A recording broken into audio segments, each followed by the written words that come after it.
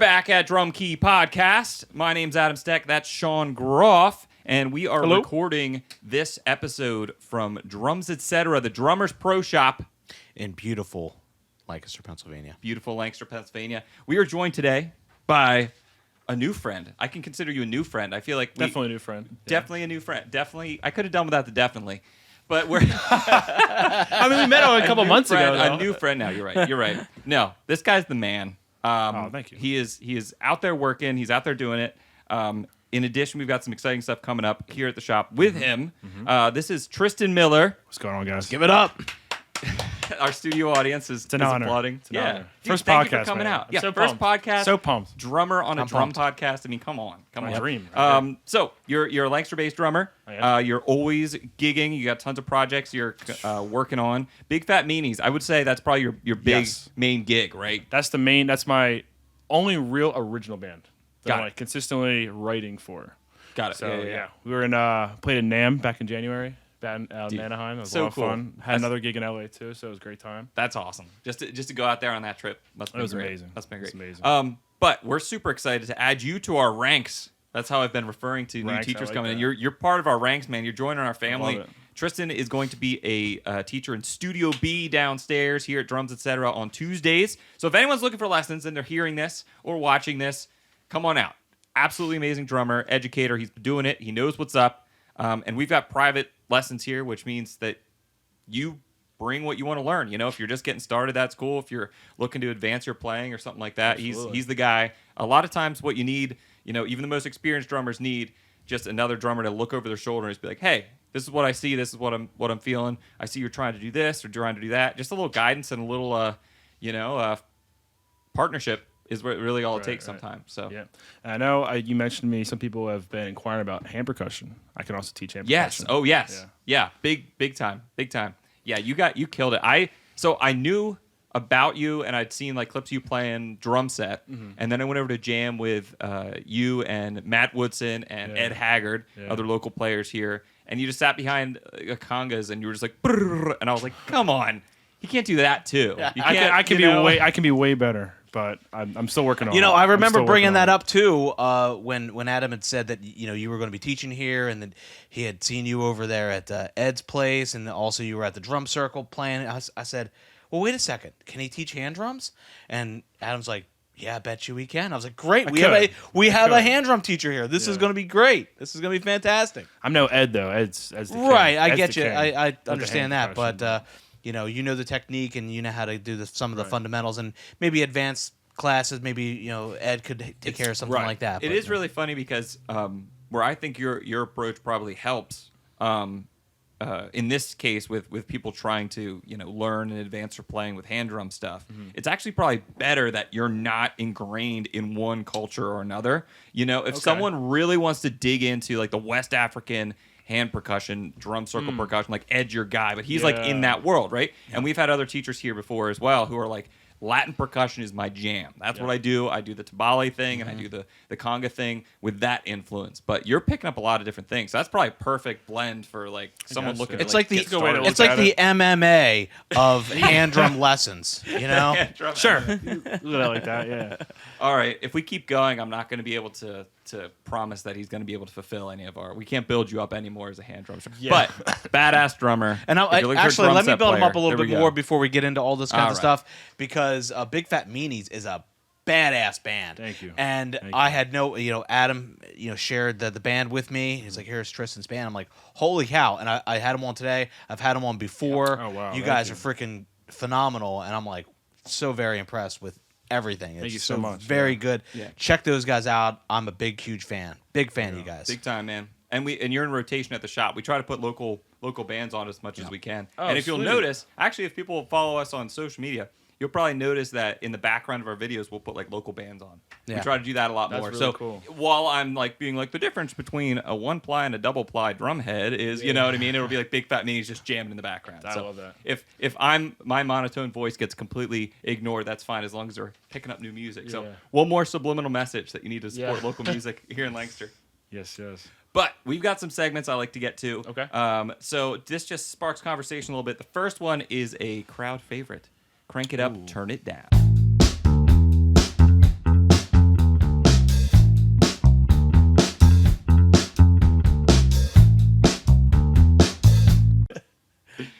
completely ripped that one off. Crank it up, turn it down. This is a segment where we like to kind of warm up a little bit and get to know you as a drummer. Okay. These are controversial drum habits. By all means, this is your opinion. There's no wrong or right answer, but I'm going to have to ask you to back up whatever you say. So keep that in mind. I like keep that. that in mind. I love it. So first and foremost, I'll go through 2 or 3 of these here, depending on the timing here. So, all right, guys, crank it up, turn it down, splash cymbals. I'm gonna go crank it up. You know, you can.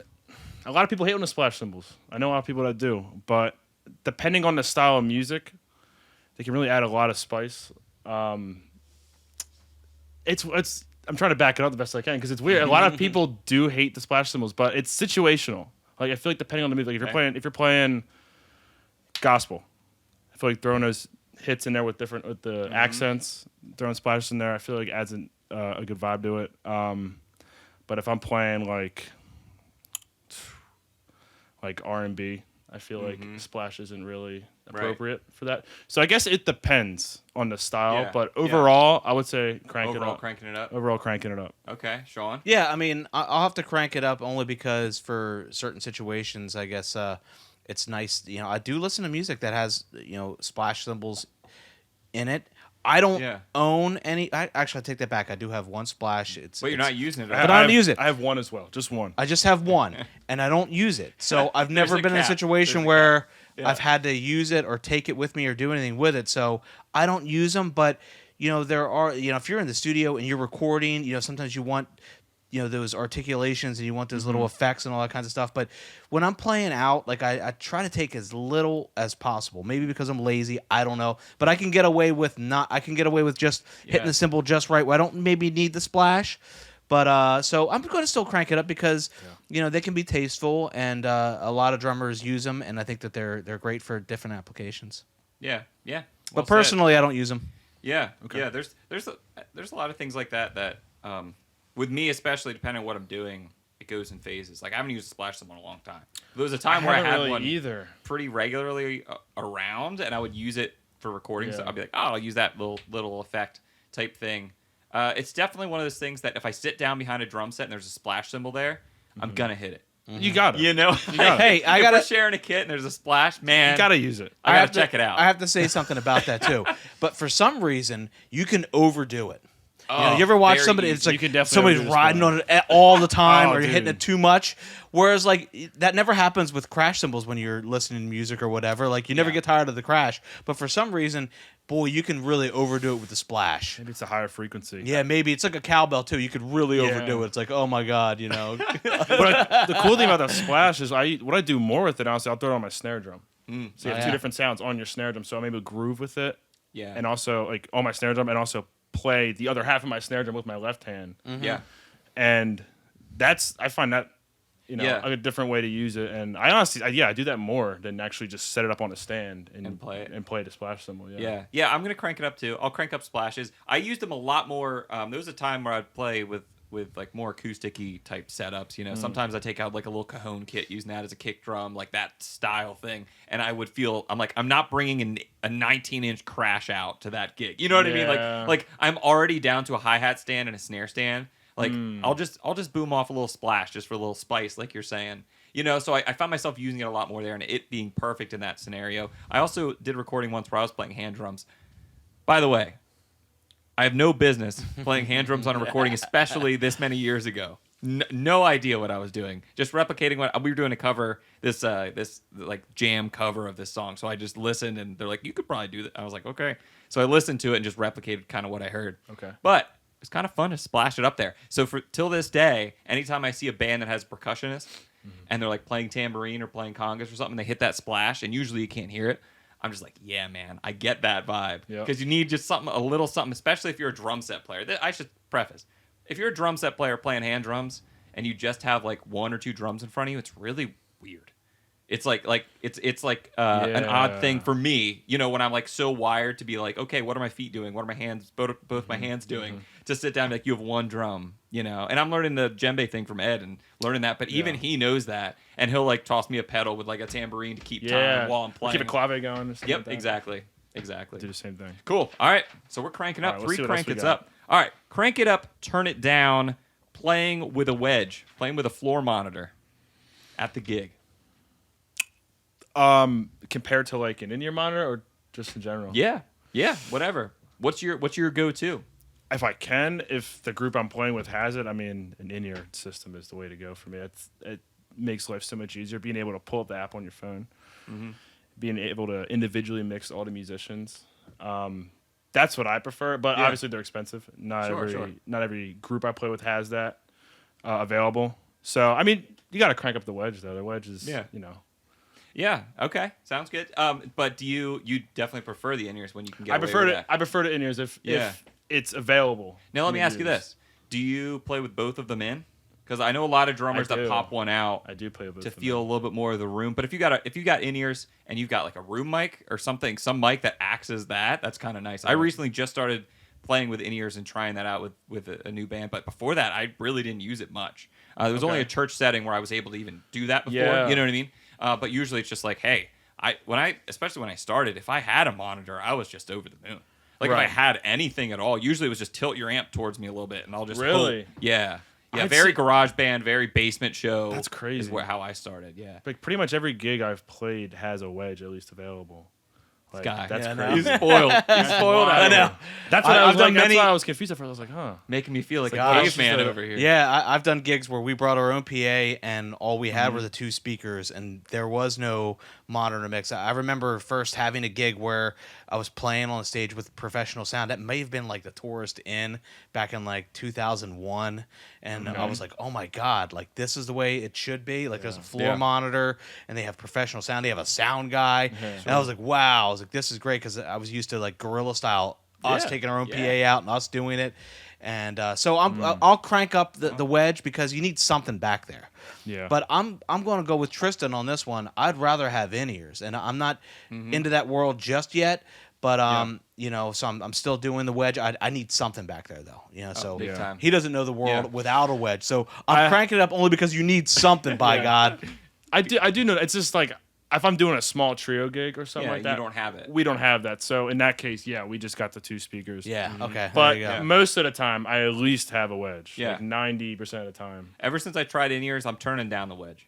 I'm turning it down. Okay. Because I'm just for that reason. Yeah. I'm like, this is just better. Yep. This is just better.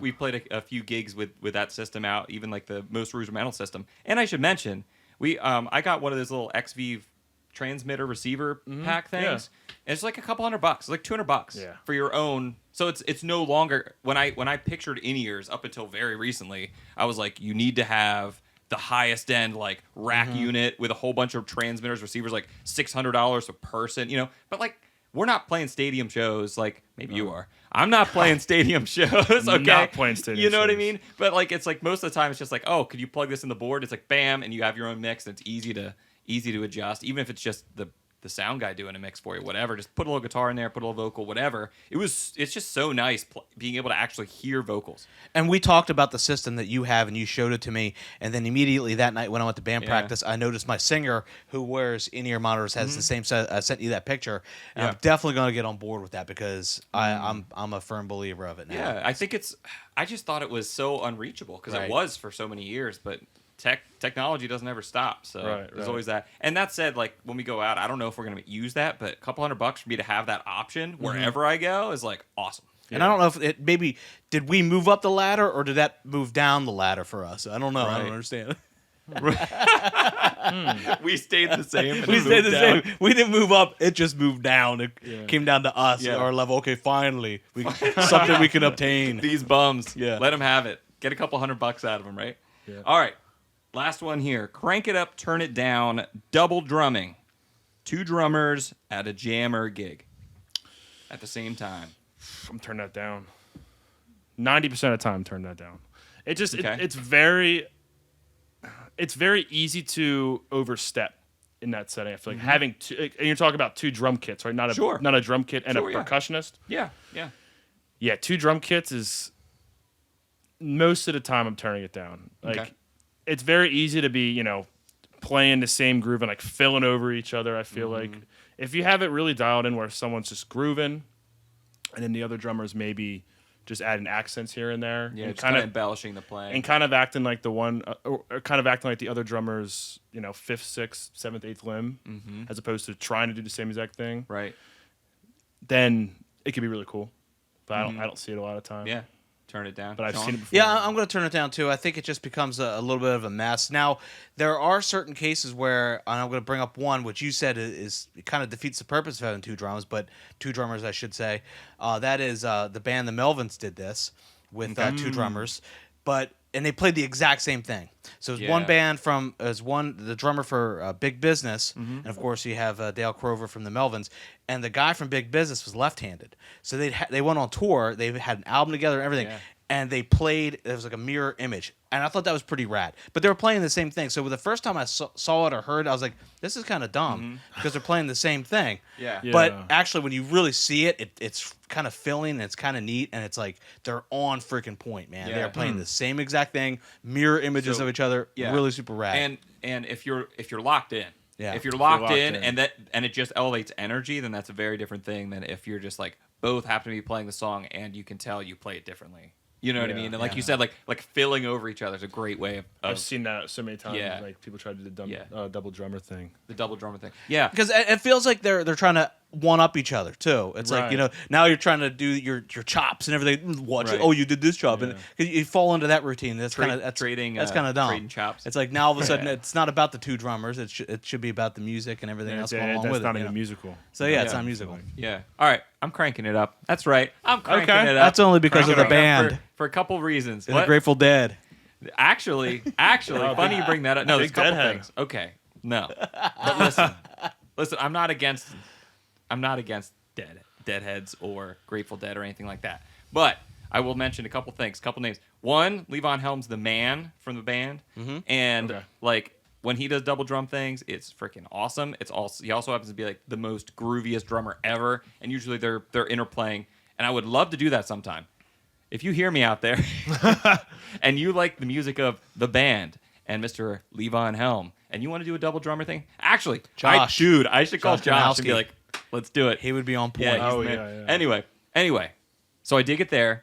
I saw not Grateful Dead, of course, but a few years ago I went to a Dead and Company show when they were touring with John Mayer. That whole thing. Oh, I saw Actually, them too. I think that's Yeah. done now. I think that's it's over. done too. I remember them announcing it was over, but then COVID screwed things up. Maybe I don't know. Anyway, I went to see a Dead and Company show in Camden, just across the river, and first of all, I should preface, it got rained out and the entire city flooded, right? So I saw half. This is me speaking from experience. This is me giving the whole picture before I bust the chops of Deadheads everywhere. I saw half of a Dead and Company show, which is not Grateful Dead. It's not a full show. They didn't get to Drums in Space yet, but they had the double drummer thing going on, which they've done for years, forever, right? And I don't know what exactly it was about the show, but being a drummer, I was most excited to see them play and how they interacted, and it was my least favorite part of the show. I agree with you, and I've seen them too, and I agree. And I'm on the same boat. Like I can't explain it. Yeah, there's just something, What is it, like underwhelming or what?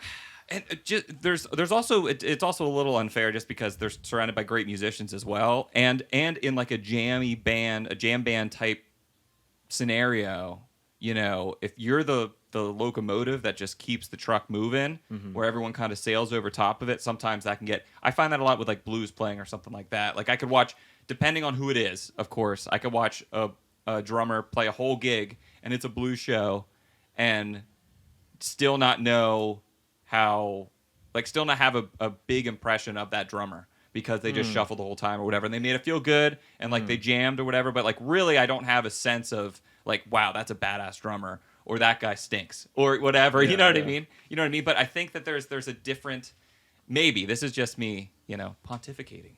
Maybe that's why, is because of that genre and that kind of, that show wasn't really highlighting them. But bass player, incredible. Oh, I was yeah. watching the bass the entire Yeah, time.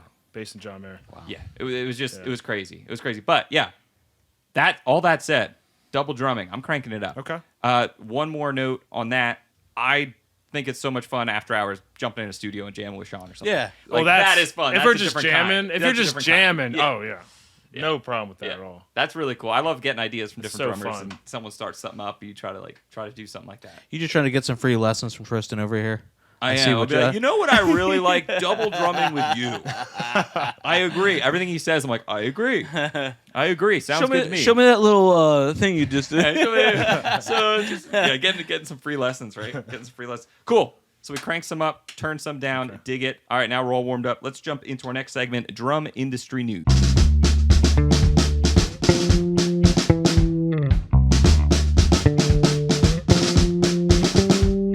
I like that the hole here is like purposely cut out. Is that on purpose You because know of the what? tattoo? I Or is literally that got, an accident? I got these jeans before the tattoo. Oh wow! So I've had these before the tattoo. And then I got the tattoo, and I wore them with the jeans. And I you're was like, like, "Holy oh, that's shit." kind of wild. I was like, that's kind of cool. I was like, I thought he did that on I did not purpose. do this on purpose. I at thought all. Listen, I thought it was but I've- purposeful. that's a great way of not having to take your pants off to get a tattoo, right there. That's right. That's a great way. You just rip your jeans. Just be like, oh, please, sir, that's not necessary, and you just cut your jeans open. I want it right there. Completely accidental. Also, shout out Clover Tattoos in Lancaster. Clover Tattoos, in Great Lancaster. shop. Nice. Yeah. Good job. Big time. If you guys are local, go check them out. Yeah. Absolutely. All right, so drum industry news. This is our segment where we like to kind of shed facets on the drum industry in different places people might not know. Shed light on the facets of drum industry. Those are the words I wrote at the first episode. I don't talk like this. I just type like this. Okay. But some things that people might not know too much about in the drum world. So today I wanted to talk about drummer side hustles because I believe that every professional drummer in 2024, I say every meaning 90-some%, isn't just, and we touched on this earlier, doesn't just have one gig. They don't just play with one band. They're not necessarily on, retainer with one group. Even big bands that have, like even huge bands that tour the world have been together forever, as people either split, go in different directions, or if they're older, someone dies or something gets replaced, they're not welcoming someone into the band. Very rarely does that happen. It's more like, okay, now we get a hired gun to fill that slot. Right. And those hired gun guys are picking up jobs. I mean, sometimes they come here and teach on their off months or whatever, or, you know what I mean? Different things like that. We were talking to Ed Toth, plays with the Doobie Brothers at the drum show. And he was like, yeah, if anyone's got a gig, I'm not working right now. All right. You're not That's working, how you're not you do making it. money. That's how You you know do what I it. mean? So obviously you've got experience as a professional musician, so I thought this would be a good thing to bring up this now is a while great you're here. topic. Yeah. So yeah, let's talk about some other ways that if someone's out there like, hey, I want to do this musician thing full time and quit my job working at XYZ. Okay. What can I do to, in addition to just trying to get in a band and making it the old fashioned way? Because nowadays music scene is so different than, we hope we get a record deal and then we get signed and we go on tour. Right. That's very rarely. There's so It's- many yeah. professional musicians that don't go that route anymore. Right. So some of the things I do, obviously teaching. I love teaching, and that's like the rock. I feel like I do that during the week, and I love it. Super motivating. Teaching my students and watching them grow over time. So that's kind of like the weekday work. I feel like it's like it's consistent, and if I have gigs during the week or anything like that, I can always be like, hey, I'm sorry, I can't teach this week. I got to go, play a show at whatever location. So that obviously the Meanies is my original band, but aside from that, playing with a couple other artists and bands that are writing their own music. Soul Miners Union, Noah Gibney, Connor Kirk, to name a few. So I'm like doing that kind of stuff, like trying to work with other bands and artists whenever they need me. And then also work for a couple different entertainment companies. That keeps me busy too. Is that like orchestral gigs or like you're the house drummer for this show of this production of blah blah blah? So that's more like weddings. Oh, gotcha. Well, Yeah. it's kind of a couple. So didn't think of weddings, that too. corporate Yeah. events. I've done church gigs. That's not necessarily for an entertainment company though. But for the entertainment company, and then drum and DJ gigs for those weddings. So yeah. I can either do full band stuff, like jazz trios or quartet gigs, or the drum and DJ thing. So people will hire out like a DJ. They want kind of like a live element feel too. They'll bring a drummer on to play with the DJ, and then Yeah. sometimes they'll bring like a saxophonist or a violinist on as well. That's awesome. And they're a lot of fun. Yeah. It's completely you improvise the whole time. The wedding. No rehearsal. When you get the wedding gigs, do they just pull like drummer musicians around and just kind of form a band for that kind of stuff, or do you go in and you already know you're going to be playing with? So for one band I'm in, we already have the set band for the one company. Then the other one, I'm like the next sub. So it's like Got they it. have their full-time guy. When the full-time guy can't do it, then they call me for those gigs. Or if they have like like a 4-piece call and they're trying to just throw people together for the gig, then I'm like, we'll give Tristan a call, see if he's available. So that kind of stuff as well. And then when I can do it, I do pit gigs as well. It's tough because they're more time consuming. So sometimes it'll be like, oh, here's 12 dates for this month, and it's like, oh, I can do 8. Right. And it's like, we kind of need you to do at least 10. with Something like that. Especially with So it's tough. with certain productions. There's definitely like these rehearsal schedules are brutal. I know my cousin plays saxophone. He plays in a ton of like that's what he does. Okay. He's got another job too, but primarily his music job. He plays in a couple bands, but like that is his shtick. And he Right. gets, got into that world and gets all these recommended shows in different theaters all around the state of Pennsylvania, really, great. all around. He played a couple in Jersey too, which is awesome. But at the same time, I'm like, are you calculating your mileage and you know what I mean? You gotta calculate all and that he's stuff. on it. He's on it, luckily. Yeah. But at the same time, I'm like, okay, so they're paying you so and so amount of money for this gig. How many rehearsals are there? 8? There's 8 rehearsals for this show. That's the other catch with it. It's like, Are they paying rehearsals? Sometimes they Right. pay, sometimes they don't pay. Yep. It's like, 8 rehearsals, or is it 3 rehearsals? Right. Right. Exactly. And then how many? Then I'll play 3 shows a night for 5 days straight or at some of these Something places, like and it's that, just like, yeah. okay, It's so crazy. that entire at the end of this month is just obliterated Literally. from this one production. Yeah. And it's weird because there is this balance of when a production isn't just like say like a high school production using the jazz band or whatever the kids volunteers, when they have to hire people out, he gets a call a lot. Yep. And a lot of the times when it's a smaller production, they're even more expecting of him. You know what I mean? Because they're not necessarily from the larger professional world, that kind of thing. But you mentioned the event thing and the wedding. Have you played any like ridiculously expensive weddings? Like you show up and you're like, wow, why? How did I get here? Yeah, I've played a couple. Oh, well, you gotta let us know what you've seen out there in the wedding scene, because weddings are crazy nowadays, and there's people spending crazy Big money, business, baby. Big business. crazy money on weddings. I'm gigs. still pretty new to the whole circuit. I think I did some smaller weddings like before COVID, back when I was like a freshman in college. So I wasn't doing anything crazy. Yeah. I really got like my first wedding gig like last April. Since then, I've played quite a bit, and I have a lot coming up in the I future. see you out there all the time doing it. Yeah. But that's kind of where it started, was like last April. I started getting subs for this one company, and it's like it's crazy, some of these venues. Like you just walk in, it's like these big, beautiful rooms, all these pillars, and it's like, I'm just like, how much paying for this How much? space? Yeah. It's crazy. And then like I'm engaged, so I'm thinking about it on my end. It's like, Yeah, I know. oh God, Don't bring her to this. yeah. Don't post any clips from those weddings. Just post like the rinky-dink gigs. You see, Right. That's awesome. So yeah, you're engaged. I was gonna mention am, this. yeah. Mention this later or whatever. I'm sorry, Caitlin. Caitlin I haven't Peach, met. yep. You see, all I have to do is meet her once, and then we'll have a repertoire. But I haven't go. met her before the podcast. Yeah. And now I feel like I'm unprepared to ask you about it. But so you're engaged. You haven't got married yet. not yet. Are you gonna hire a band? Because you do the DJ thing, you do the Hey, band thing. That's a which question. one? We're still Hot question. We're still working things out. Oh, okay. But she's very adamant on a DJ. Mm-hmm. And I'm like, okay. What if you did both, like you were talking about? Like, okay, you got a DJ, but you have a drum set there. That's what I was saying. Bam! There you go. But then she's like, I don't want you working our wedding. Well, you couldn't. I feel like you'd probably. Like, be I busy. could hop up for a couple Yeah, songs. You know, get what I up, mean? play Like, a couple tunes. Just It's make not sure it's a fun. drummer that you know, so that way he's cool with you hopping on. But she's like, you better not play our wedding. And I was like, That would be You'd be something, like, though. Sorry, I'm that'd booked be that crazy. day. I would Yeah. never do that. I would never do that. I do. I now pronounce you man and wife, and then boom, all of a you sudden you gotta- hit the drums. I got a gig. Sorry. Gotta get this paycheck real quick. I'm gonna play myself out. Yeah, how Play about myself that? out. You hire your band, and then you get paid. How does that work? That'd be kind of odd. That'd be kinda funny. wild. I don't even know how that works. But I always like joke Honey, about it though. I'm getting paid for this gig. What's the big deal? Paying myself. yeah. Yeah, exactly.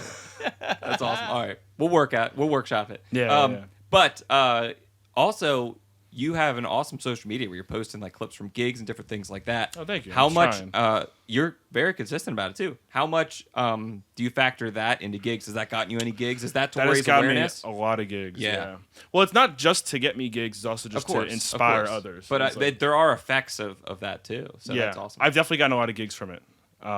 It's helped a lot. Wow. So I just kind of started posting more as an experiment. I'm like, because I was never big on posting a lot on social media until like, I don't know, maybe like a year or two ago. And I was like, I should probably like get on this because I'm watching my friends around me become successful from it. And I'm like, ooh, let's try to up it a little bit here and see if it actually works. And it has been working. I have been getting a lot more work from it. Yeah. So Yeah.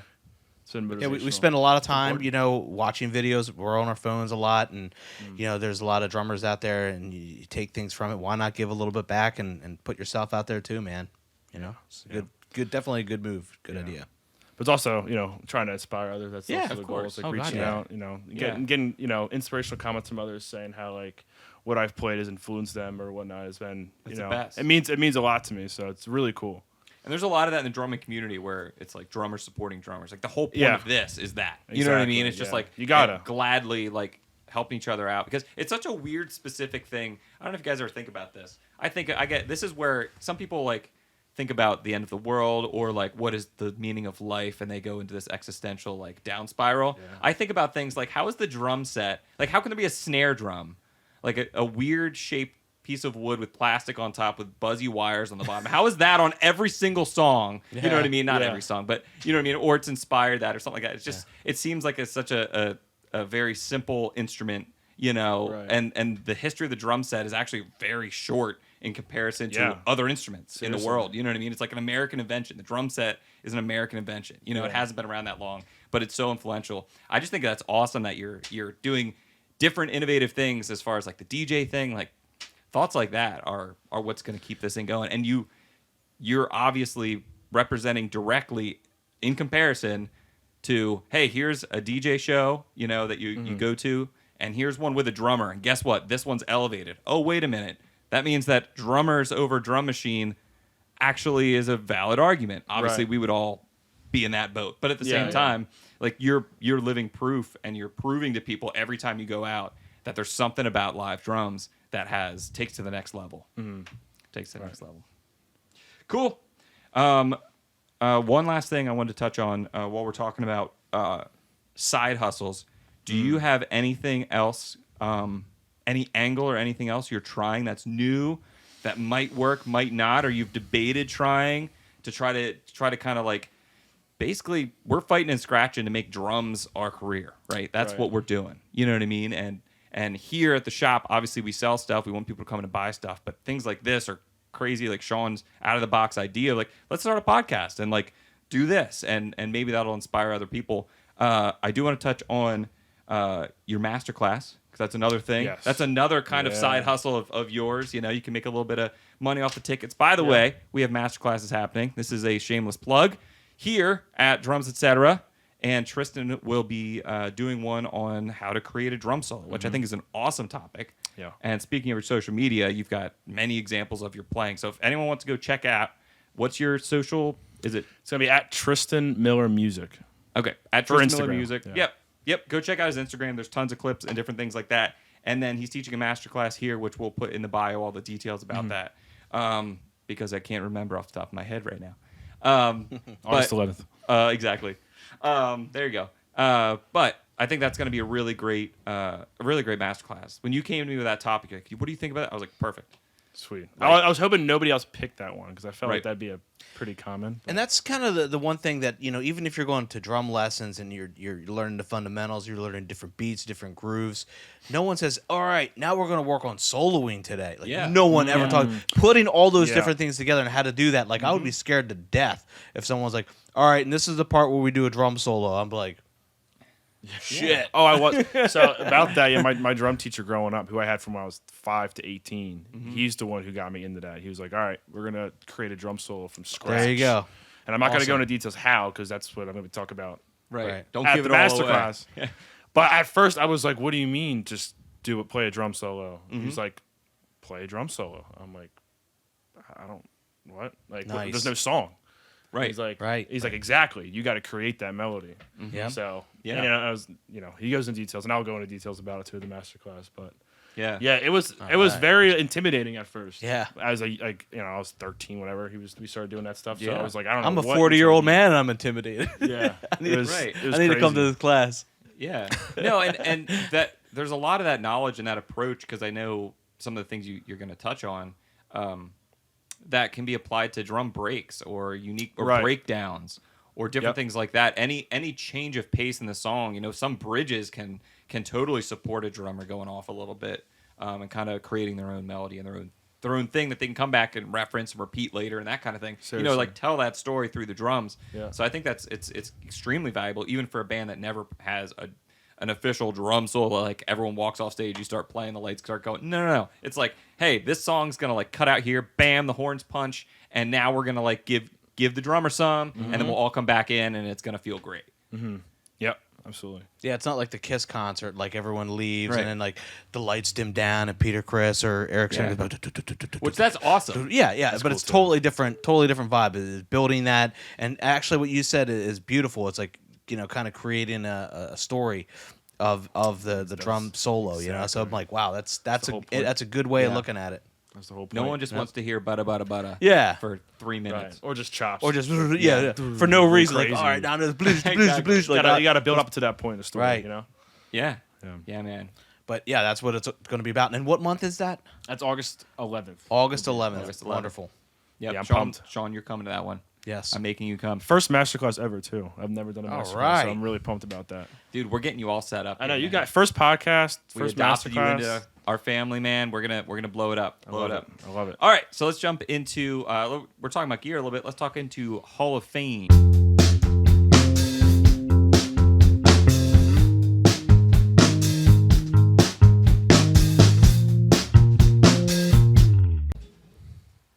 All right, so we are huge gear nerds. I can speak for Tristan and say that he's a huge gear nerd because I've seen all his videos with all his cymbals stacked in the background and all his different kits, and he's played all sorts of stuff. So he's obsessed with drums. We're obsessed with drums. That means one thing: we're into gear. Very rarely do you find a drummer nowadays that is just so into the art form that they're playing a piece of junk kit. No. With the way that people consume things, we're constantly inundated with new products, fancy new cymbals, this drum set, these shells, these plies, all of the specs of it, whether you like it or not. There's a lot of gear talk in today's drumming world. So we started a Hall of Fame here. Shawn and I made it up. certainly did. We induct things into the Hall of Fame. Okay. And it makes us feel special about ourselves. And then hopefully...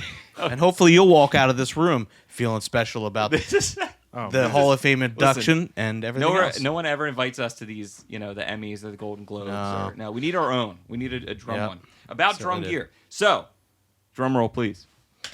Thank you, guys.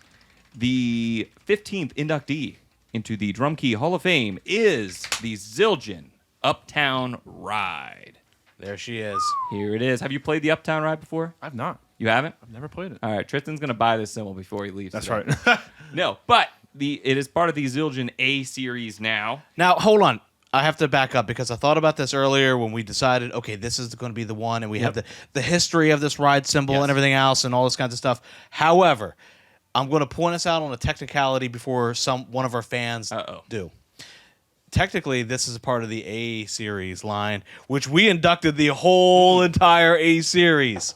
So, You're right. But there is a technicality on this. It is is. that It was this, not always part of the A series. It was not always a part of the A series. This ride originated from the Remix series, and this was originally called the 18-inch Remix Breakbeats ride. That was the original name of this symbol, and over the years, it was phased out and then brought back A few times. Yeah, a few times, and Yeah. and here it is again in all its beauty, and you can kind of know what the vibe is of this ride symbol because of the name 18-inch Uptown Ride. It's kind of like a small gig kind of ride symbol, something that's going to be very controlled and something that's going to be suitable for different applications, riding, crashing, nice little bell on it, and it's going to be very practical. Yeah, and the Uptown Ride, rumor has it, I have insider information, which I'm disclosing with everyone. They tried to bring it back as the Breakbeats Ride. Since then, some of us in the drum industry may have noticed that the Ludwig Breakbeats kit was released and out in the world. So rumor has it that that's the reason for the name change to Uptown Ride, is that was taken in the drum industry, and that was not consent was not given to use that name. But this is basically the same symbol. We've seen and heard tons of people take an old one from the 90s or 2000s, early 2000s, and compare it to a modern day Uptown ride. Very similar. Of course, every cymbal has its own voice, slightly different. But the big thing about this guy is, like you were saying, if you're grabbing one cymbal and going out the door, this is going to be grab a pair of hats, grab the Uptown ride. This guy's super crashable, but then super defined up on the top. There's a couple things that really stand out to us. The small bell makes it dry as can be. The decay really rolls off. And I've noticed that. We were talking about that the other day, is you get a small bell on a cymbal, the decay really just kind of like stops pretty quickly. Sure does. In addition, they have these giant hammer marks, almost like dimple marks, a lot of people refer to them as. That dries the sucker out a lot. But the fact that it's unlathed, there's a lot of material still there, but it thins out towards the edge. It's unlathed top and bottom, which really keeps it nice and dry. So all those things kind of in combination, if you were to give me the recipe for this cymbal, I would probably be able to predict pretty closely what it's going to sound like. Yep. Based on those qualities. And I've heard a few of these over the years and all the different incarnations of it, and they all seem to have that, the same characteristics that you just outlined and everything else. So whether you're getting one that's used, the old remix ride, or a new Uptown ride, feel confident that it's going to be exactly as it's specified on like the Zildjian website, where it's like, it's it's kind of a controlled cymbal with dark overtones and whatever else. So feel confident that it's going to produce those sounds. Yeah, that's But the best thing is go into your local drum shop and test it out for yourself. Oh, big time. Go hear it. If they don't have it in there, they'll get one in for you. Yep. They will. If they don't, you have to come to Drums Etc. Because that's the kind of thing we do. That's right. And if we don't have it, we'll get it in for you. Exactly. Just like that. It's as simple as that. We need to know what people want in order to get it in. I was just talking to you downstairs about the way that I've been stocking the cymbal wall this past year is I say, if we don't have something for someone or they're debating between two cymbals, I say, I'll get them both in. Yep. And then they play them both and pick the one they want, and then the other one goes out on the floor. And Right. that's how we end up with a lot really of cool, like an eclectic collection of things. And it's just a weird concept rather than like stocking. I like it. There's so many different drumsticks, drum heads, and cymbals. It's crazy, but cymbals especially, the cost of entry is like here, right? So rather than me randomly picking a couple of crash cymbals out, I'm going to talk to someone who's interested in a crash cymbal and say, which ones are you thinking? The 19 or the 21? Okay, I'll get them both in, and you pick the one you want. And then bam, that goes right out on the wall. But that's cool. I know we're talking about the Uptown ride. That was enough talk about the Uptown ride. When you go out to a gig, you have to have some favorites, some go-tos in cymbal land. Obviously, it depends on the gig, but what are the ones you're reaching for the most? So overall, I'm going to go with my Zildjian A Quick Beats hats. Love those. Which size? I got 14s. You got 14s? Okay. 14 by 36 centimeter. And then I go, if I'm picking one crash, I was telling you about my Meinl 20-inch vintage crash. I love that. Super. Is that a Byzance? It's a Byzance. Nice. Yeah, super Nice. washy. It's got a beautiful tone. And then I've been liking I want to get a 22 eventually, but I have a 20-inch Meinl Byzance sand ride that I've been really liking. I probably use that the most as well. So I'm picking a one crash, one hi-hat, one ride. That's what I'm probably going to go with right there. And if you're picking a splash, you're choosing your one splash that you My have. one, it's like a freaking Zildjian A 10-inch. There you go, baby. Classic. Yep. I think that's all I got in the studio, but That's awesome. Sean, But what are your go-tos? I don't think we've ever done this with our stuff. What are your go-tos? One pair of hats, one crash, one ride. Oh my gosh. Well, it may have changed just this past week because I picked up an old new set of hi-hats. A new used from set? Yeah, from our selection downstairs. I picked up a set of 60s Zildjian, A's hi-hats. And I took them to rehearsal last night, and I'm digging them. I'm loving them. So, but ordinarily it would be I have a pair of HHX hi-hats, and I take a K custom ride with me. But because I'm playing the A hi-hats, I brought along my Zildjian vintage A ride with me, and now I'm digging that combo, man. I'm like, There's something about that. Yeah. For sure. Experimenting with some of the older stuff, 60s, 70s A's. I think it's such a good. After we had Josh here, I was like, man, I need to get a set of A's again, and I ended up like building up a set. So now I have that when I want to go for that vintage vibe, especially recording. That's kind of nice to have that classic sound covered. And then of course I got the newer stuff. And so, what crash do you play? Byzance 18-inch Byzance. Oh, you have a medium. brilliant one. Yeah, it's a brilliant model. Yeah. Sean went to Meinl USA. I did. I picked this out from this Meinl. spoiled Yeah. person over here. I did. He went down there. Take me with you next time. I know. I oughta. Dying to We'll go have down some there. fun, man. We'll have a lot of fun. But Yeah. I picked a whole set of Byzance out while I was down there. And this one I really, really liked out of the whole. I wish I could have afforded all of them, but I picked them out for the shop.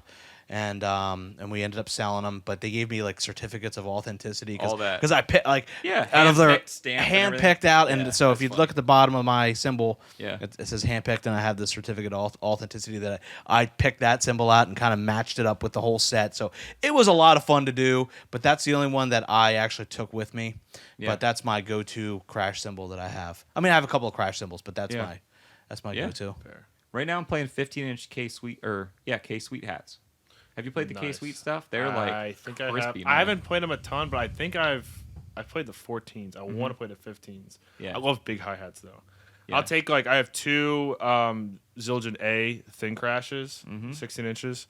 I put those together to make hi hats. Yep. I love those. They're just big and washy. I did a session with using those not that long ago, and they sounded amazing. Yeah, that's I was doing that not too long ago too. I played a couple of gigs playing two 16As together. Same thing. I put it. so It's so much good. fun to play, but I kind of got off that kick a little bit. Rick had come out to see me play at Marion Court, and he goes, "Hey," he's like, "I can't hear your cymbals." He was like, "Your hi Sometimes hats." you can lack some Yeah, because they're definition. Yeah. big. They're real big. He's like, I can't really hear the you're definition not of miking them and So stuff. during the second set, I went out to my car and grabbed my HHX hats and threw them on there. What are much- those? Are that's those much legacy better. hats? Yeah, legacy hats. Yeah, Dave Weckl like legacy hats.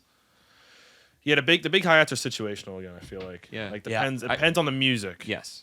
Yeah. Those. But if you get dedicated 15s, man, I'm telling you, these sweet hats. I want want to to get some. I'll check. I gotta check those out though. Yeah, big time. So I'll grab that, and I'll grab. I have a Sabian HHX Groove Ride, 21-inch Groove Ride. I think almost all my rides are 21s. I think I have my A is 20, but the rest are my vintage A. The rest are 21s, and then depending on the gig, of course, grab different crashes. Most of the time, I picked up a new complex HHX complex medium crash. Yeah, That's baby. 18. That's rad. They're new as of a couple years ago, probably now. So I picked up that. That's rad. But right now, sitting on my kit, I have a new, as of the 26th annual PA Drum Show, Peisty Flat Ride, an 18-inch 2002 flat ride, which is groovy as can be, and by the way, does not work with a lot of the cymbals that I have, Right. just because it's so bright and you know what I Right. mean. It's like it's very specific and situational. But like right now, I have that up in like where like a crash position would be, and it works with some different cymbals that I have set up, and it's just like fun. Like if you want to switch up your setup, throw a ride cymbal where your crash would normally be. Like grab another ride. Like play with two rides and hats and just sit down and have fun. And because it's like a way to clean off all of the old habits and the weird ruts you can get stuck in drumming by switching up your set that fundamentally. It's like playing without a rack tom. Right. And you sit down and all of a sudden like you have a different approach. You have a different approach just by swapping something out. And playing that flat ride, if you've never played a flat ride before, is interesting enough is too, freaky. because you could freaking hammer that sucker, and it's like it only builds so much. Yeah. There's not certain rides like this one, it would be pretty controlled, but like if you hammer my A ride that I was playing last night, you really get going on that thing. It's gonna go whoa, like it's gonna start like really washing out. Yeah. But you can hammer all day long on a flat top ride, and there's gonna be like. The build is only going to go so far, Yeah. and you can just keep going. It's going to stay right there. Yeah, and dynamically, I can bring it so much lower. I mean, obviously, playing it, as the drummer, my dynamics can go in different places, but cymbals respond differently. There's a lot of cymbals, especially we were talking about earlier. I love washy crashes, washy rides. I want everything to be crashable at all times. Like, Yeah. I'm not a ping ride person. No. Everything needs to have crisp, crashy, washy, thin. I love it. I dig it. And I'm not a hard hitter, so I don't have to worry about all those bills that some people bring in. Hey, I got another RA for you. I'm like, I don't know what you're doing, but anyway, I'm not a hard hitter. But that I can really just down to almost nothing. Yeah. Down to almost nothing, to the point where I'm just like, okay, next time I play anything that isn't on a stage, I'm playing in the corner somewhere doing different things like that, I'm taking this. Like, guaranteed. That's going in the bag, and I'm going to take it out because we could talk over it. I could be sitting here jamming on it. You know what I mean? Yeah. I've always wanted to get one. I've played them, and I'm just like, I know if I want it really bad, but I know I would barely use it, like for gigs Yeah. and stuff. I'm just Oh, like, yeah. that's the one thing holding me back. just gotta bite the bullet. I just want to mess around with the studio. I'm telling you, those Like, little so cool. gigs that you do with like the duo or trio without a monitor. That'd be great for trio gigs for sure. That'd be awesome. For sure. That was my gift to myself after the drum show. It's the only thing I bought at the drum show, and I didn't buy it at the drum show. In fact, we went to the Delaware drum show, and that's where Tim Shahady gave it to me because he was just going to bring it by, and then a snowstorm happened, a pipe burst in his house. For me to get this cymbal took months. Okay, it took months. But anyway, Took travesties and it was like I was like maybe it's natural bad luck. Maybe I natural don't want this. disasters and everything else. But finally, there it is. All right, let's pop into our next segment. Quick question.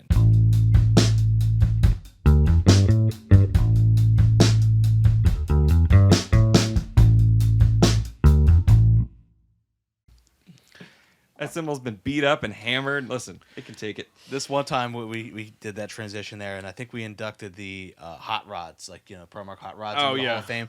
And we're just over here. It was me and Josh and you, and we're like, and Josh was a big fan of these. We had no idea, and he's like, "Yeah, I love these things. These things are great." And like, "Oh yeah, they're awesome. We love them too. They sell. They're the best selling rods." Da, da, da, blah blah blah. Okay, and then like after the segment was done, I just threw them down, threw 'em and across the room. but when it came back, we were just dying laughing because like it was just so funny. Like I just put them threw them down there. These are the best things ever. Just shuck them across the room. Yeah, Shuck 'em across the room. But yeah, I did not throw that cymbal, by the way. I just kind of like brushed it It was off. a light. It was Okay. a light toss. Yeah, light toss. All right, so quick question. This is inspired by true events. This is the the disclaimer that pops up before a movie that you watch. Okay. Dun, dun, dun. Although a lot of this is actually true. A lot of this is direct questions that we've gotten in the store where those movies are like, this is based on true events, but all the names and the details and the events have all been completely changed. So it has nothing to do with nothing to do with true events. Yeah. So, quick question. It's inspired by folks coming in and saying, hey, quick question. And we know that we're going to be stuck with this person for hours explaining. Yeah. Right? Like the question might be quick, but the answer is not. So we got this quick question. Was this today? Yeah. This is earlier today. So this is taken from real life that happened today. This has not been altered.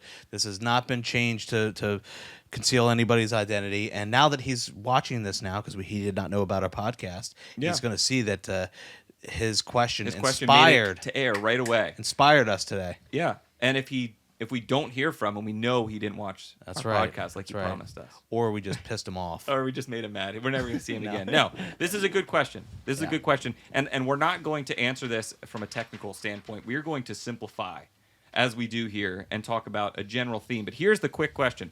Hey, guys, quick question. What's the difference between maple, walnut, babinga, birch, poplar, oak, blah, blah, blah, blah, blah, blah, blah? What's the difference between all of these plies? This is a conversation that I've gotten into the weeds with. We have the technical know-how and the experience. We've done the research to know what different tonalities and qualities different types of woods have. This breaks into a whole new conversation about bearing edges and the amount of plies that something has, thicker shells, thinner shells, depending on the mounting system, the lugs, all of this, the hoops, the heads, everything affects a drum sound. So I don't want to deny any one of that. And what your drums are made of is a big deal, right? How thick they are, a less big deal. What the bearing edge is, even less of a deal. But it all does contribute. Everything down to the, thousandths of an inch that the drum head is going on the drum to the tuning. It all affects it. But to answer this quick question, you almost have to, go into the conversation of like, how deep do you want to go? Because we can go down there with you, but what are you really after? And that's what I want to throw it over to Shawn for. And what are you after? What are you seeking? Yeah, and it's always about, like, you just want a quality drum set. You just want a good quality drum set, because you could take a Yamaha Oak Custom, bring it in, put some Emperors on, and say, oh, let's take this Gretsch Renowned Maple kit. Put some, again, let's say the same heads on there, and then, oh, here comes a Tama Star Classic Babinga. Put some clear Emperors on there, and now you're dealing with 3 beautiful, top-of-the-line, quality instruments that you'd be hard-pressed to know the difference between any of those woods, honestly. They're all going to sound phenomenal. They're going to have slight differences, but of course, you're not going to hear it. You really are not. I'm sorry to say it, but you're not going to be able to go. You cannot take the Shawn Groff blindfold test with this and pass successfully. That's where you take the blindfold, hit the drum, and say, which one was that? Was that the oak? Was that the maple? You know what I mean? And say you have the two. There's always a 50-50 chance. But if you can, okay? Yeah. So I guessed it right. But guess what? It doesn't stop there. You have to guess it 5 out of 5 times. Because if you honest to God know, like if I gave you a cheeseburger and you ate the cheeseburger and you were like, I know the difference between pizza and cheeseburger, do you think you can guess that 5 out of 5 times? Tasting a piece of pizza and a cheeseburger? I think I could. You could guess it 5. Now, if I asked you to tell the difference between an oak drum with the same heads on it or a maple drum, do you think you could guess it the same time 5 out of 5 times if you hit both? No. Probably not. That's a great wow. That's gonna blow some minds out right. there. Yeah. And again, we mentioned it before. I just came up with that. That's amazing. On a That's fly. amazing. Jeez, on the fly. Sometimes I feel like I Sean have is two brilliant passionate. minds. It's been listen. That's been like 25 years in the making Yeah. of frustration building up about this conversation. No, but we're not denying that there aren't differences. There are differences. You know, Yeah, there are sure. differences Right. between woods. They change things, but when it comes down to all of the you get a good quality, like you said, which is relative. It's always relative, but we're not talking entry level. I think that 5 out of 5 times I could tell the difference between a poplar piece of junk drum set with crappy hardware on it and Bobo heads compared to something like that. But you put Right. nice heads on that, or you get that same shell and put some sort of the same mounting system or the hardware. That might even be a challenge. So it's a lot of the tonal qualities are great to know comparison wise if you're talking apples to apples. I want the same drum set, which can happen in only a few circumstances nowadays with drum companies, where you're like, okay, Tama has a Star Classic drum set, and they have it in maple, and they have it in the birch walnut, and they have it in something else. Okay, that's the exact same drum set with 3 different woods that it's made of. 3 different shells. That, if you compared side by side, you might want to know the differences. Be like, oh, I lean more towards this type of sound. Okay, then go with the maple. That's a great comparison. But when you're talking about different drum brands, in addition to this, you're talking about different mounting systems, different hardware. It's a near impossible task to be able to actually isolate something that you're going to audibly notice in the room, as opposed to just a Right. generalization of, these are great drums. That's a great sounding drum set. Right. Now, going back to what you just mentioned, saying you think you could tell the difference between like a poplar shell, maybe like a CB drum set tom-tom, and then you bring in a nice babinga drum. I could, just when you think you got all the answers, I change the questions. Okay. I could like detune and make the babinga drum sound like total garbage and make that CB percussion plus whatever it Make is that sound sing. freaking so much better than that. Now, you could they do should that. be like tuned the same and all that kind of stuff, but it could be one of my Shawn Groff trick questions that I always get you with. You're just like, I didn't know it was going to, like, can you tell the difference between a wood drum and a metal drum? And you're like, okay. And then I slide in that acrylic drum in there to fool you.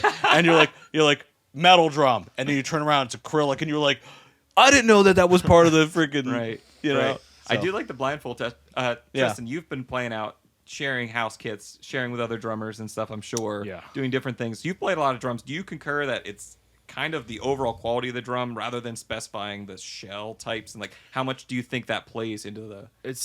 For me, it's the overall quality of the drum for sure. I mean, I've had my main gigging kit is a Pearl Vision Maple that I've had since I think I was 8 or 9.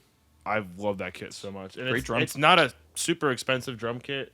It's just a really solid kit. and You know it what? Sounds great. You know what is amazing here, and I'm gonna say this with all like sincerity. Like you focused much more on what you needed to focus, and that was your technical ability and your way of drumming and technique and studied, as opposed to going the other route, and that is like fussing over plies of wood in your drums and make it like because Yeah, you like can the- make this yeah. Vision kit sound. Now, when you recorded that album, Big Fat Meanies, did you play the Vision set or did you play something else in the studio? For the Bad Hand EP, what did we use? We kind of had a skeleton kit. I didn't really know what I was doing back then, so I brought in a Gretsch Catalina Club thinking I was going to get the job done. Yeah. And the producer was like, "What are you doing with this 18-inch kick right now? We're about to record Wow, this he rock was- metal he was album." not having He it. was like, "We're not." He's like, "Come on." So I think he brought in. I forget. We used my rack tom because the rack tom sounded good, and then we used. I think it was like a Mapex 24-inch kick. I think it was a Mapex floor tom, and then like the cymbals were kind of over the place too. Like I used like a 22-inch like Zildjian. He doesn't know. Doesn't matter. It was like a skeleton kit. Yeah, we put. It was like 3 different kits, and then like all these different cymbals. So it was. To answer your question, it would be, as opposed to apply the wood, just the quality of the drums that you're getting. Yeah. You just proved the point 10 times over. Killer drummer doing different things, recording in the studio, doing all this stuff. Because I and listened to it's a hodgepodge of different drums. It's Yeah, a it was complete wild. different brand of cymbals. We always tell people to shop with their ears, and I think that's a really important lesson. Because I don't know if you felt this pressure. I felt this when I first started, that I wanted everything to match. You know, like I wanted my snare drum to match my kit. I wanted all the cymbals to be like the same, like if they're all brilliant or some traditional or like the same series even, because I thought that's how it worked. Because when you first start out, what ends up usually happening when folks come in, and this might not be experienced, that's totally fine. This was part of mine that I'm just sharing. But what a lot of people, when they come in, especially if they're taking lessons and it's time for their first drum set, immediately an affordable way to get started is to get a pack of, like get a drum set bundle. That all the drums match, comes with a matching snare drum, and the stands are the same brand, and this and that. And then usually an upgrade to that is like a cymbal pack, and they all match identically. And it's not until you actually get into the world and start shopping with your ears that you realize that no one's out there playing the Sabian AAX Explosion pack on the record, or let alone at the gig. They've got different things here and there and mix and match. Some people like to stick to a series. I get that, but for the most part, you know, what you're proving here today and what we talk about all the time is when you shop with your ears and record in that way, it's like, hey, follow the sound, forget about the look, and forget about the, you know, the reputation or the matchy thing, and focus on your playing and just the quality overall of the gear. You know what I mean? He wasn't like, oh, get this thing out of here, and he brought in a 24-inch bass drum, but it was some like you mentioned, like CB percussion, like piece of junk. You know what I mean? Like that drum still had to sound good and be good quality for him to record, and that's a great point. I brought in a bebop kit to record a rock metal album. Which killer drum set. And, it's a great drum kit. One of our, you know, I love it. I use it all the time, but not for that genre. But at the time, for that job though too, for that genre, it's probably fine depending on the room. But especially for that job, I mean, it's not ideal. But especially for that job, when you're recording, you're putting something in stone, and it's always going to sound this way. You're going for a very specific sound. Bop bass drum especially is not usually good. That's just all I had. Like I had a smaller car, and I couldn't fit my Pearl kit in my car. I could barely fit the Gretsch kit in there. Right. So I pulled up, you know, it was 18-inch kick, 12 rack, 14 floor, and I was like, this is all I can bring. He was like, yeah, we're gonna find another drum kit. Like, well, whatever he did, I mean, I listened to those records there, and they sounded killer, phenomenal. But it's interesting to know that it was a different bass drum than a rack tom. You know, it's all just different and dialed in and everything else. So it's kind of neat to know that. Yeah, they're all Jeff, John, Evan all did an amazing job helping out with that project. It was, sorry, what was it? Where was that? So where did we record drums? The drums were different than everything else. It was at somebody's house. I believe his name is Ricky. I think he's the guitarist for Ice Nine Kills. Okay. I think.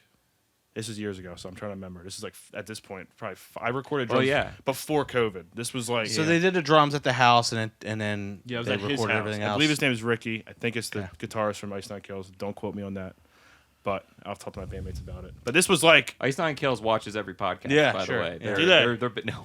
I was like, dang, okay. They're big fans. They're about to call me out then. But no, this was you forgot already? This is like fall 2019. It's me, Ricky. Yeah, it's only been... You know me. It's only been 5 years ago. I don't even think he was really there, too. It's crazy. I don't even know if I met him. Like it was yesterday. But that's awesome. Long story short, Uptown Ride, great symbol. Well, no, we're talking about different plot. We're talking about. Never mind. We were on to quick question. I'm lost. Quick question. I'm lost. So different plots. Differences. But going back to that, like you've never thought of like, wow, I want like inner plies of maple or walnut or anything. That's never crossed your mind, has it? Right. Never. I think that, and I didn't listen to your record. I'm like, man, listen to that Babinga. No, I said the drums sound great. Yeah, never. I was more particular about the cymbals than anything, especially on this, because we're currently in the process of recording a couple singles right now. Mm-hmm. So I recorded drums back in September and October, and I was more focused on the cymbals than the kit itself. So I feel like for the sound we're trying to get, Yeah.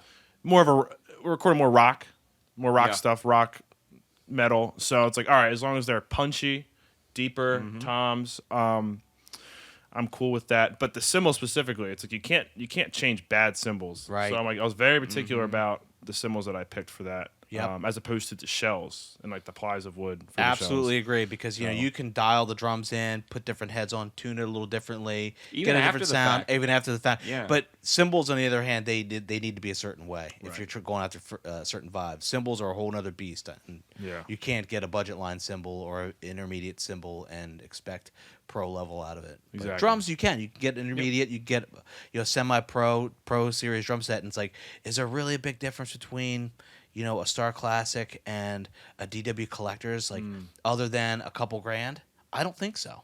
I don't think. I think that When you're So talking either. about the end result. talk about the Yeah. end result. Yeah. Yeah.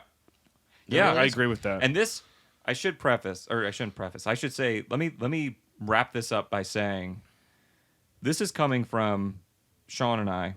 It's our job to know all the differences between all of the drums and the tonal qualities of the different plies and the woods, and we can get into that in the bearing edge rollover versus 45 versus the re-rings, the support of the drum, the shell, the wrap, and the lacquer, and how that affects things, the natural, and we know all this, we talk about all this regularly, but when it boils down to everything, a simplified approach is always the way to go. It is the way to go. Get a good quality drum set, in the budget that you can afford. Don't want to see anyone going bankrupt over the drums over here. Right. And make sure that you know how to tune it. You get some fresh heads on there, especially going out on tour or recording, playing live. Learn your craft. Like I said before, I've said this before on the show before too. Like, just take responsibility for being the drummer, and you should feel comfortable adjusting something or tweaking something, swapping the head out, doing different things like that. Those types of things, come to the drum shop. That's why we're here. We can help you Right. learn that as we do it for you. We're swapping out a head. We'll show you what we're doing as we're doing it. Doesn't take us any extra time. We'd love for you to learn that and take ownership of your drums. Know how big the tuning range is on this snare or what sounds it can produce. That kind of thing. That's all part of the process of being a drummer and learning stuff like that. But for this, really, I don't want anyone losing sleep over deciding between It does this get a or little bit that. more complicated, and the simple approach is like, well, what are the characteristics of maple? And you can say, oh, they have higher end frequencies to it. They project a little bit more. What about birch? And then you're like, oh, well, they're a little bit more EQ'd, I would say. Like, there's not so much high end ring to it and just a little bit more leveled. And then you're like, well, what happens when you put walnut in the middle of that birch? And then you're just like, oh, for You're God's sakes, like, oh my God, like, This is whoa, oh boy, it's like, geez, like it gets to be a little bit more complicated. It was a little easier 20 years ago. You could say that and say, Right. what about mahogany? Mahogany is real dark and dry. Yep. Yeah. Okay, excellent. What about this basswood? Well, it's just real flat sounding, and that's what they make, inexpensive drums in. But now you're dealing with, okay, now there's interplies of Babinga, there's interplies of walnut, there's interplies of all these other specialty woods that it's like, really, like, you can't, like, you'd be hard pressed to really, really tell the difference, honestly, if we're really talking like, being straight up here. right. How many drum sets are in a room being directly compared to one another? How many rooms are there multiple drum sets being compared side by side? Yeah, really. Little to none, ever. Yeah, literally. And then you talk about processing, tuning, heads, all this stuff. No, not worth losing sleep over. Yeah. Keep it simple. Get yourself a nice drum set at Drums Etc. Hopefully, There you that'd go. be sweet. Or your local drum shop, of course. All right, we're moving on. I want to get to know Tristan more because we just brought him on here on the podcast. Thank you. On the podcast, but also in-house as one of our drum teachers. So let's dig right. into things a little bit here in Between the Plies.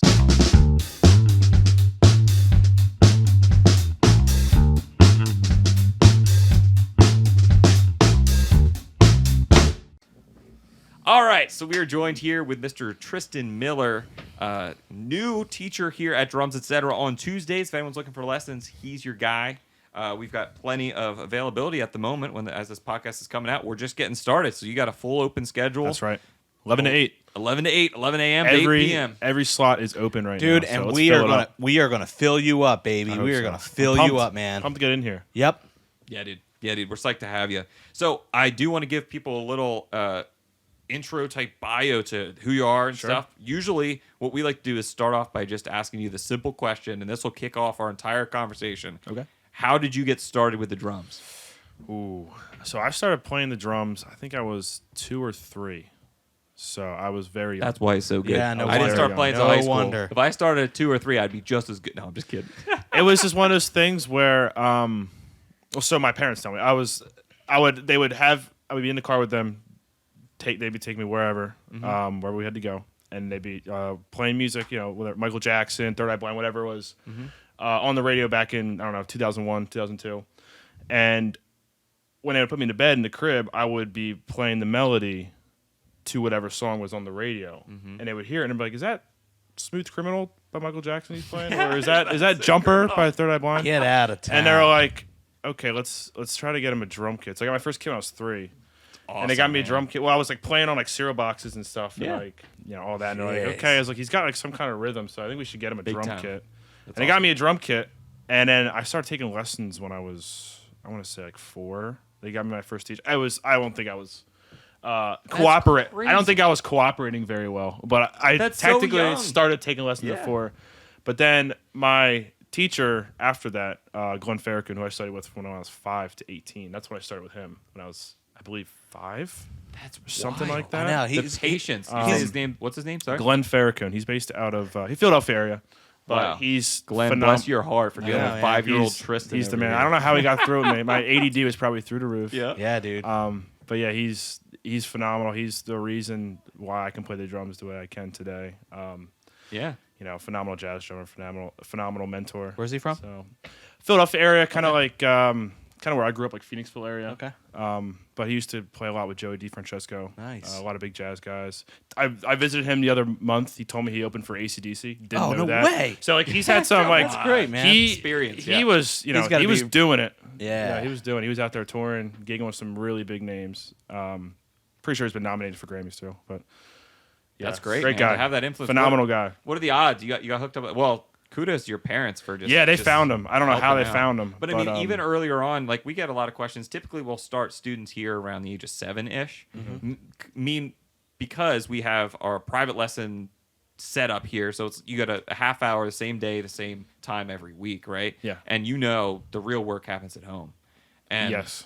although we don't use the word homework very often around here because there's connotations associated with it. If you really want to excel, especially when you're younger, Yep. you come in, you absorb, and hopefully go home and practice. I That's mean, I the know it's a idea. foreign concept to a lot of kids, but that's tough with especially if you're younger than that. But Right.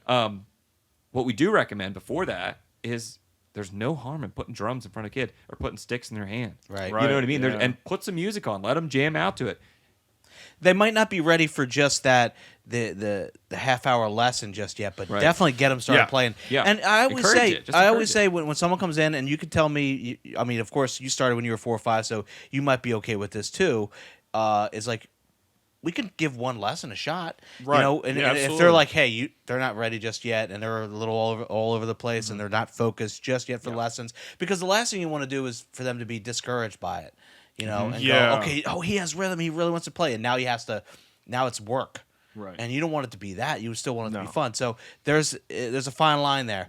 But of course, you started that young too. So I wouldn't feel bad about saying, hey Tristan, mom and dad says 4 or 5-year-old little Johnny or little other little Tristan, because that's probably going to be the new Johnny now.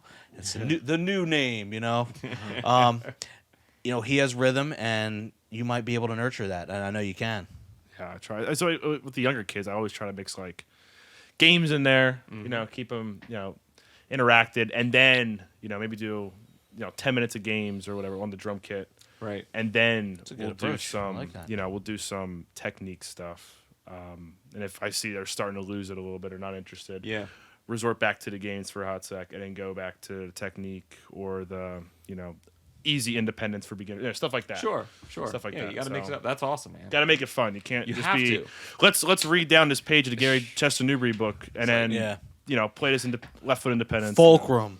Like Yeah, straight off the bat. It's like, yeah. Remember. They're like, You get hear overwhelmed. You hear these horror stories of like Rick and John and their drum teachers where they would like your pinkies they freaking do that kinds of stuff. You know what I mean? Like I'm like, ugh, like that's that's freaky. Well, there's a lot of like someone was telling me a story the other day about their teacher would light up a cigarette and go make a sandwich, keep the door open to their basement, and they could just hear what you're doing, and you're down there doing your practice, and then they'd stop, and they'd be, "Don't stop!" Just shout out. Like, boy, our kids spoiled nowadays. They got one-on-one. You're playing games with them. That's great. Yeah. What a great way to learn. We have video screens. We have we're trying to be as interactive as possible. Like I was showing you downstairs, got the screen to put that's the amazing. visuals, everything like that.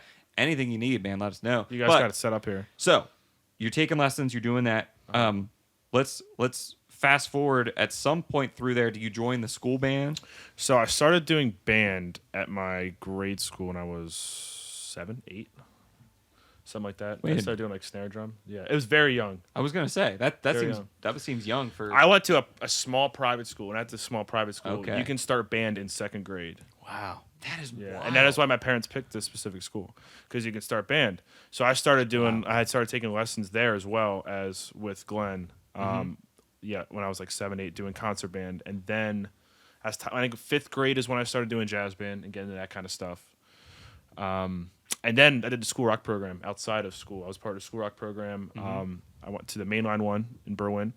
Then in high school, I switched to the Downingtown one in Downingtown, PA. And that helped me become a performer.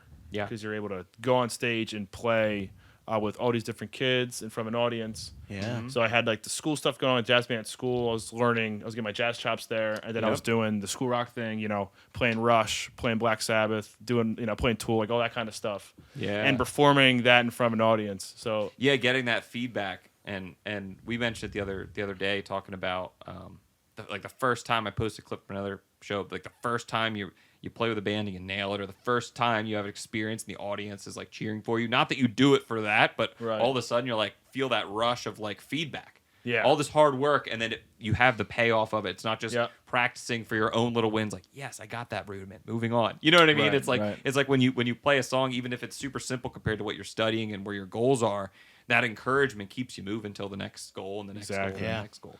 That's great. So at some point, did you start a band? Like, do you start like a band in your garage, like that kind of thing, or was that not part of your world until after school? I think I had like 1 or 2 little bands in high school. I didn't really like join a band with friends and go out and like try to gig that much. Yeah. Like nothing like super serious. I mostly just stuck to doing school rock and then like jazz band. I did it a little bit in high school as well, a little bit of marching band. But I was busy enough with school rock. I was a part of it's called the house band program there. So through that, we go out and play in the public. That's amazing. And then from there you can audition, and this is like they're all over the world now, and it's like you can audition for this all-star program, and it's like a very small percentage of kids get in, and through that they put you on a tour, like a 10-day tour. You go, you rehearse for 2-3 days, you learn the songs obviously on your own. You go to the location. So the first year, for example, I flew down to or out to Chicago. I'm sorry, I flew out to Chicago, and our end gig was playing Gathering of the Vibes in Connecticut. I think it was like Hartford, Connecticut or something like that.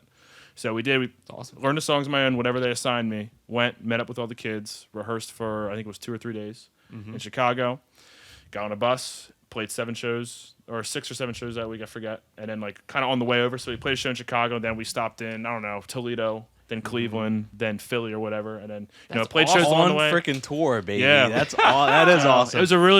That was kind of like how I got that experience at a young age, and like so many of those kids now that were like doing that with me are out touring the country. That's it. I was wondering, man. I'm like, there's some killers out there. Yeah, dude. Because just listening to your drumming and everything else, and I'm like, man, this guy's next level. And I was joking with Adam earlier. I was like, I want to ask him how he got so good, and I'm afraid he's going to tell me something I don't want to hear. I practiced a lot, which you did, of course, Yeah. But some of these other kids too. I'm telling you, man. It's crazy. Like I'm like, man, this guy. Yeah. So I did that for 3 years. It was like my sophomore, junior, senior high school. I got to play Lollapalooza. It was really cool. What else? I Mo Pop Fest in Detroit. So kind of like all over the eastern great. side of the country. Some kids got to start out in like New Mexico or whatever and tour to Lollapalooza or whatever, and like go across like the whole, you know. Yeah, that's just it. You could go and, of course, do all that stuff and practice your butt off in the basement and Right. read and study and all this kind of stuff. But if you did it, man, you're a part of the school rock and, like, you're on tour, you're playing with other people, and you're practicing, you got freaking everything. Yeah. All, like, Yeah, I man, would focus, man. that That's focus, freaking, oh, my God. I like, would no definitely wonder. not be where I am today. No if it wasn't for freaking that. wonder, I man. was, because I had a lot of stage fright as a young kid. Like I remember, like Yeah. I think my first show at School Rock when I was 9 was like AC/DC. And I remember just like palms just sweating. I was Oh, like my shaking. I was God. like, dude, I gotta play these songs. I gotta play TNT in front of an audience right now. Yep. How am I gonna do that? Uh-huh. And eventually, as time goes on, it's like I went from AC/DC. Then it was like 7th grade. I was playing Tool, and then then you're playing Rush, and it's like as it progresses, you're like, oh, okay, I'm getting comfortable on stage now. And then you progress Yeah. and you're in the house band, like out performing and Yeah. playing different venues and stuff, and it's like becomes very comfortable. And like all the other kids kind of felt the same way too. Yeah. Like, Yeah, And that's you're all like learning awesome together. Boot camp, man. yeah, it was It. amazing. On Mondays I still teach at School Rock just because I love it. Like, I And love we it. did that. We hosted an event in the summertime. We called it Rock Club, and we had a couple of the former teachers come down from School of Rock and help us out. We'd do it a whole month, and we would teach all of our kids this, and then they would perform here in town.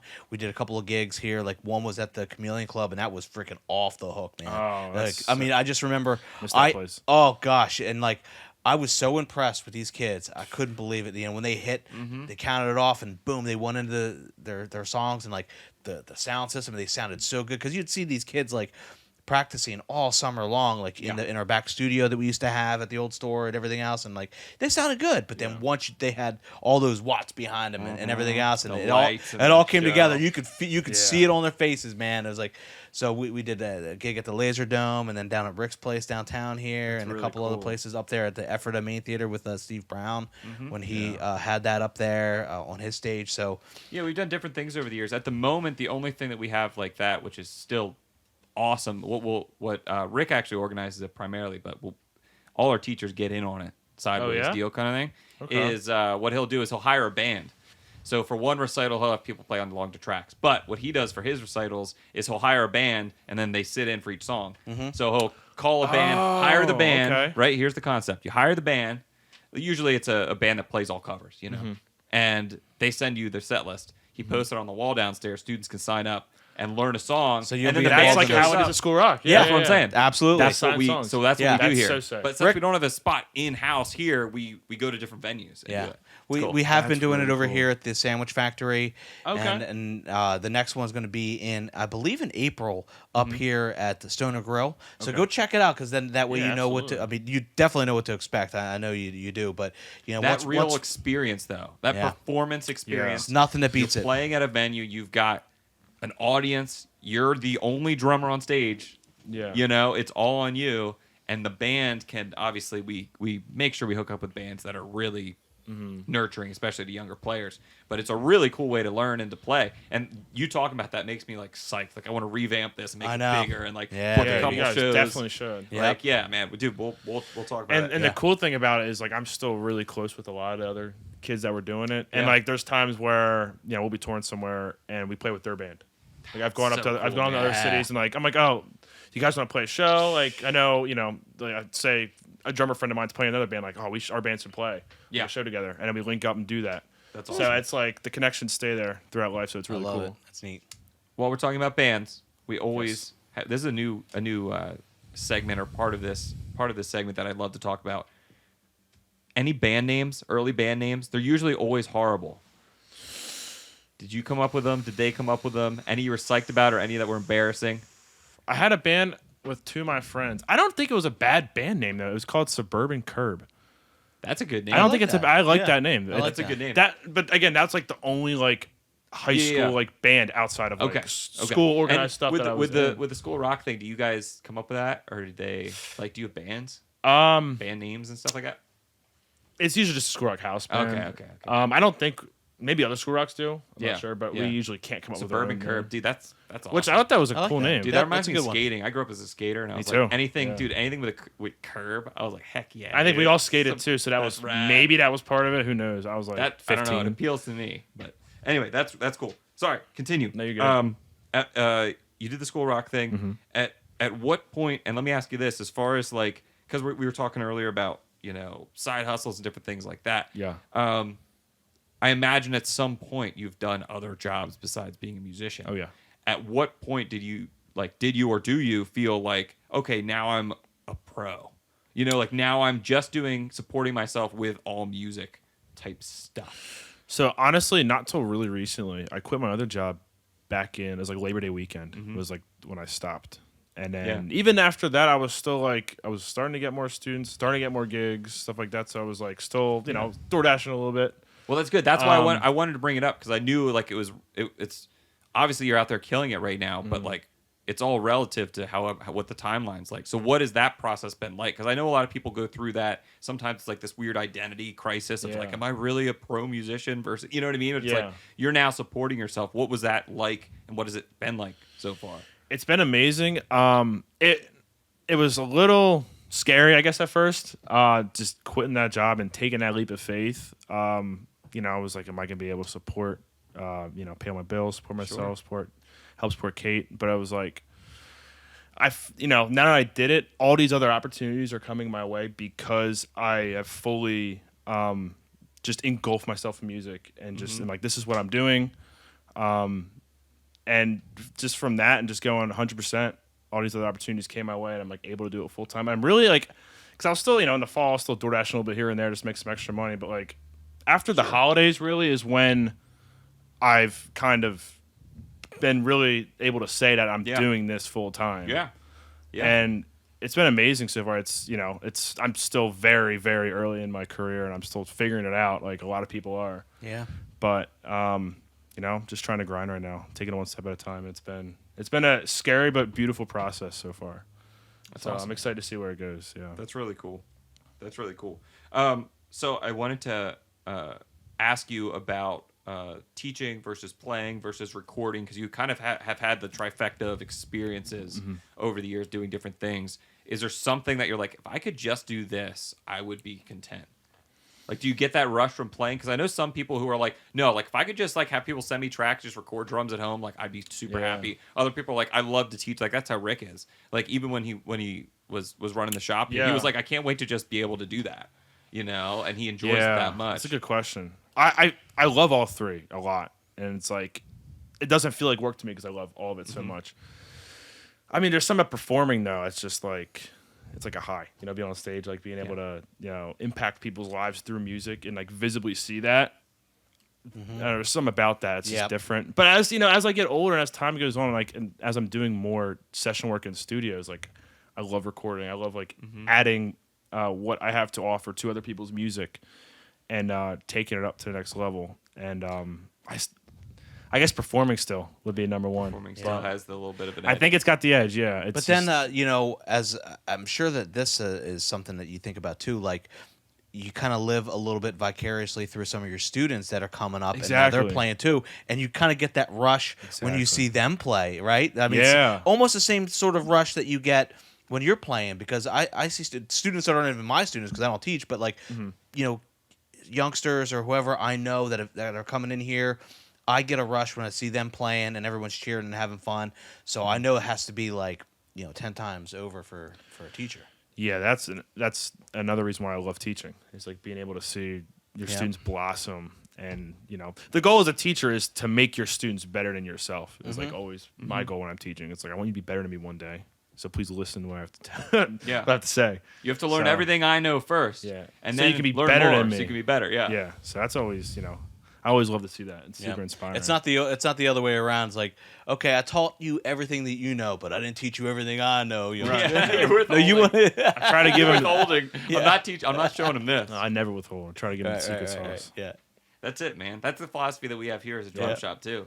We're like, just give. Yeah, just tell you. I'm and like, look, we're gonna tell you what we think, how we think, and we have as a drum shop we can be impartial. We don't need. We're never gonna say like this is the best. We can say this is the best value for you now, but one product over another, we'll highlight things and show off things. Yeah. But it's a real personal journey. We talked about a lot of things today, but just, what your preferences are, in the crank it up, turn it down type things. Right. What products are out there that might dig it, you might not. What you get out of a symbol. I point to the symbol on the floor. Yes. But no, it's a really personal journey, and sound choices are part of that. And like you're saying, the gigs you're taking and how you kind of carve your own path is really personal. So we're here to support it. Sounds like you're out here supporting it and doing it up, man. Yeah, so absolutely. That's cool. That's cool, man. Well, do you have anything else you want to talk about? Drum related at all? Anything you want to get off your chest? Like off my chest. Addressing all drummers. Stop beating up house gigs or house kids. There's always something like that. But no, I just want to kind of open up the floor a little bit, and then we'll close out, man. But I mean, maybe other drummers and musicians, like if you're kind of at that place that I was, where it's like you're almost ready to quit that job and the job that you hate, your day job, whatever, and you want to pursue music full time, and you're hesitant to take that leap. Man, especially while you're young, just do it. Just take that leap. The biggest thing I fear is like looking back 30 years from now. It's like, man, if I really just took that step, who knows what that career could have been like, So it's like, just take that extra step. Just take that leap of faith, and if you really put everything you got into it, good will come. So yeah, I think that's all. Adam, I'm quitting and I'm becoming Tristan's drum tech. Oh my God. Sean's like, take that leap of faith. Yeah. Tristan, I will be in your service. This guy. Way. And that's what it looks like when someone takes their cart and hooks onto another horse. Yeah. Oh my God. Sean's career is about to take off too. Just as his drum tech. That's how much this guy's killing it. That's how much this guy's killing it. That's it. All right, guys. Thanks for being here. Thanks for joining us for another episode of Drum Key. If you want to contribute to the show, obviously feel free to, wherever you're watching this, click the comments. Let us know what you think. If you have any requests for any other segments or topics, or you want to crank up, turn it down, and see what we have to say about different things, you got a quick question you really want us to dive into, we can do that for you. Either post a comment wherever you're seeing this, or we have a Discord channel. If you check out our link tree and our YouTube page, we've got Discord linked there, so you guys can hop in there, say, hey, I'm from Lancaster, Pennsylvania, I play this kit. Hey, what do you guys think about the Pearl Eliminator pedal? I'm thinking about buying. We're here for support. In addition, Drum Key is our podcast. Drums Etc. is our drum shop. If you guys ever need anything, feel free to reach out to us. As always, support your local drum shops. If you don't have one, we will absolutely adopt you and gladly welcome you into the family, like we've had Tristan. Tristan's now roped in. He's teaching here. He's working here. He's all been on the podcast. Can't wait. He's been on the podcast. If anyone's looking for drum lessons, Tristan is available. Do it. Take out that leap of faith. Take the leap of faith and check out his band, Big Fat Meanies. They are off the hook, and you'll know why you need to come in and take lessons with Tristan, because he is a bad mammer jammer, baby. Let's freaking do this. Thank you. All right, guys. See you next time.